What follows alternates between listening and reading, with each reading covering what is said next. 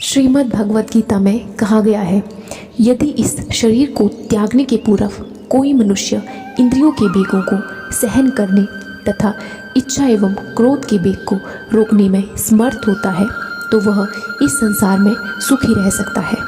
अर्थात यदि कोई आत्म साक्षात्कार के पथ पर अग्रसर होना चाहता है तो उसे भौतिक इंद्रियों के वेग को रोकने का प्रयत्न करना चाहिए।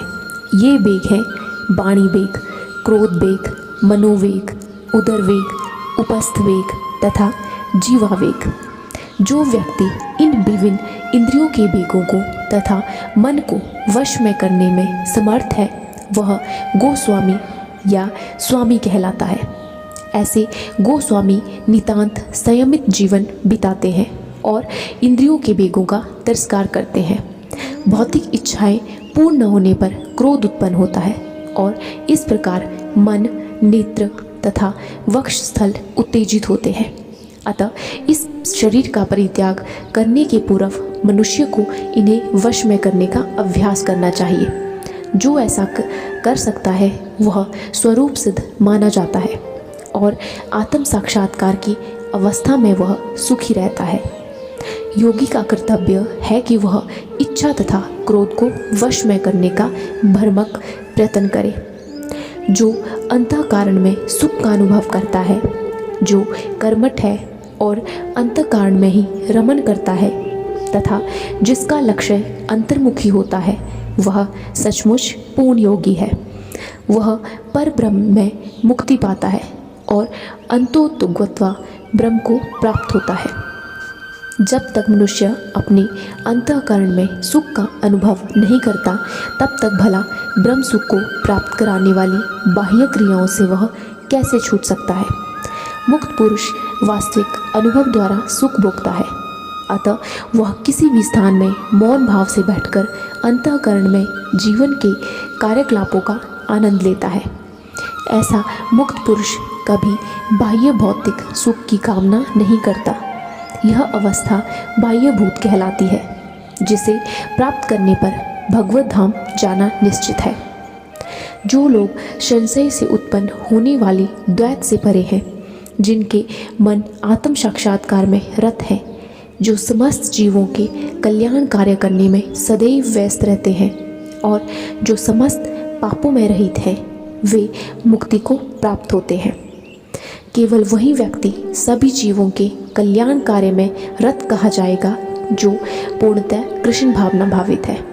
जब व्यक्ति को यह वास्तविक ज्ञान हो जाता है कि कृष्ण ही सभी वस्तुओं के उद्गम है, तब वह जो भी कर्म करता है सबों के हित को ध्यान में रखकर करता है। परम भोक्ता, परम नियंता तथा परम सखा कृष्ण को भूल जाना मानवता के क्लेशों का कारण है। अतः समग्र मानवता के लिए कार्य करना सबसे बड़ा कल्याण कार्य है। कोई भी मनुष्य ऐसे श्रेष्ठ कार्य में तब तक नहीं लग पाता जब तक वह स्वयं मुक्त न हो। कृष्ण भावना भावित मनुष्य के हृदय में ही कृष्ण की सर्वोच्चता पर बिल्कुल संदेह नहीं रहता। वह इसीलिए संदेह नहीं करता क्योंकि वह समस्त पापों से रहित होता है। ऐसा है यह देवी प्रेम। जो व्यक्ति मानव समाज का भौतिक कल्याण करने में ही व्यस्त रहता है वह वास्तव में किसी की भी सहायता नहीं कर सकता। शरीर तथा मन की क्षणिक खुशी संतोषजनक नहीं होती। जीवन संघर्ष में कठिनाइयों का वास्तविक कारण मनुष्य द्वारा परमेश्वर से अपने संबंध की विस्मृति से ढूंढा जा सकता है। जब मनुष्य कृष्ण के साथ अपने संबंध के प्रति पूर्णतया सचेत रहता है तो वह वास्तव में मुक्त आत्मा होता है, भले ही वह भौतिक शरीर के जाल में फंसा हो। जो क्रोध तथा समस्त भौतिक इच्छाओं से रहित है, जो स्वरूप सिद्ध आत्म संयमी है और संसिद्धि के लिए निरंतर प्रयास करते हैं, उनकी मुक्ति निकट भविष्य में सुनिश्चित है। मोक्ष के लिए सतत प्रयत्नशील रहने वाले साधु पुरुषों में से जो कृष्ण भावना भावित होता है वह सर्वश्रेष्ठ है। इस तथ्य की पुष्टि भागवत में इस प्रकार हुई है। यद पाद पंकज पलाशविलास भक्तेहा कर्माशस्यम ग्रथित मद ग्रंथि यति संतः तदनं रिक्तमत्यो यतोऽपि रुदः स्रोतो गणः तत् मरणं भज वासुदेवम। अर्थात भक्तिपूर्वक भगवान वासुदेव की पूजा करने का प्रयास तो करो।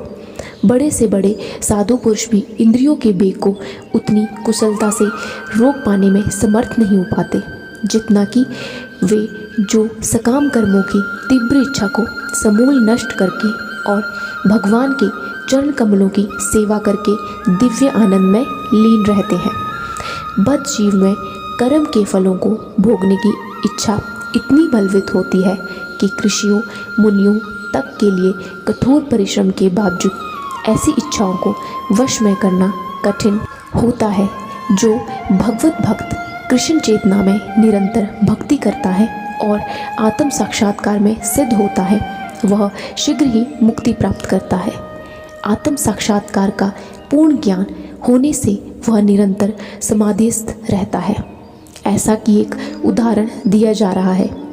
दर्शन ध्यान संस्पर्शे मृत्युस कुर्मः विहंगमः स्वाने पत्यानि पुष्णातनि तथा हम्पि पद्यज। अर्थात मछली कछुआ तथा पक्षी केवल दृष्टि चिंतन तथा स्पर्श से अपनी संतानों को पालते हैं। मैं भी उसी तरह करता हूँ, ऐसा श्री कृष्ण ने कहा है। मछली अपने बच्चों को केवल देखकर बड़ा करती है। कछुआ केवल चिंतन द्वारा अपने बच्चों को पालता है। कछुआ अपने अंडे स्थल में देता है और स्वयं जल में रहने के कारण निरंतर अंडों का चिंतन करता रहता है। इसी प्रकार भगवत भक्त भगवत धाम से दूर स्थित रहकर भी भगवान का चिंतन करके कृष्ण भावनामृत द्वारा उनके धाम पहुंच सकता है। उसे भौतिक क्लेशों का अनुभव नहीं होता। यह जीवन अवस्था ब्रह्म निर्वाण अर्थात भगवान में निरंतर लीन रहने के कारण भौतिक कष्टों का अभाव कहलाती है। तो आज के श्रीमद् भगवत गीता ज्ञान से यह निष्कर्ष निकलता है कि जो मनुष्य इंद्रियों के वेग को रोकने का प्रयत्न करता है, अपनी क्रोध तथा समस्त भौतिक इच्छाओं से रहित होता है, वह जल्द ही कृष्ण भावना भावित होता है। और जब वह कृष्ण भावनामृत में निरंतर भक्ति करता है तो वह जल्दी ही पूर्ण आत्म साक्षात्कार हो जाता है और शीघ्र ही मुक्ति प्राप्त करता है। राधे राधे।